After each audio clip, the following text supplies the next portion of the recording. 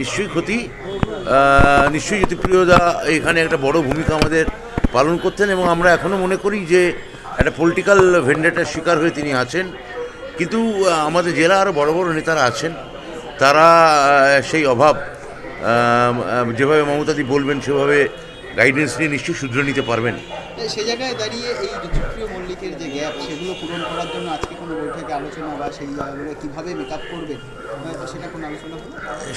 অনেক মানে দেখুন, মিটিংয়ের ভেতরের কথা তো আমি আপনাদের বলতে পারবো না যে ঠিক কীভাবে এগুলো এই গ্যাপগুলো আমরা কভার করব, কোথায় কোথায় আমরা আলাদা বাড়তি জোর দেব, কোন প্যাটার্ন ভোটের যে প্যাটার্ন সেখানে কোথায় আমরা কনসেন্ট্রেট করব, এগুলো আপনাদের আমরা বলবো না, মানে আমি অন্তত বলতে চাইবো না, কিন্তু এগুলো সবই আলোচনা হয়েছে। ইতিমধ্যে দেখা গেল অর্জুন সিং আর ওখানকার যিনি বিধায়ক রয়েছেন তাদের দুজনের মধ্যে একটা গোষ্ঠীকোন্দল, এই বিভিন্ন জায়গায় জেলার বিভিন্ন প্রান্তে এই গোষ্ঠীকোন্দলটা রয়েছে।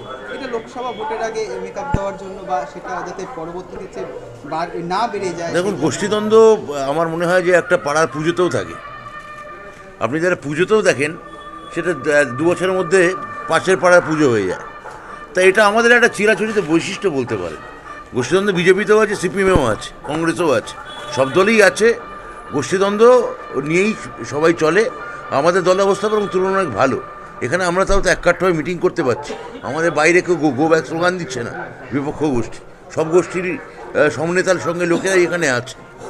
আমরা অনেক ঐক্যবদ্ধ, এইটুকু বলতে পারি। এবং সামনে যে লোকসভা ভোট, তার আগে আমাদের সাংগঠনিক স্তরে প্রস অ্যান্ড কনস, সুবিধা অসুবিধা, কোথায় কোথায় যদি কিছু খুঁত থাকে, সে খুঁতগুলো কী করে শুধরে নেওয়া যায়, সামনে নেওয়া যায়। দলনেত্রী এবং অভিষেক বন্দ্যোপাধ্যায় আমাদের নেতা, তারা এই মিটিংটা করতে বলেছিলেন। আমরা এখন প্রাথমিক স্তরে সবকটা আমাদের যে পার্লামেন্টারি যে ডিস্ট্রিক্টগুলো আছে 4টে, প্রত্যেকটা জেলা নিয়ে আলোচনা হয়েছে।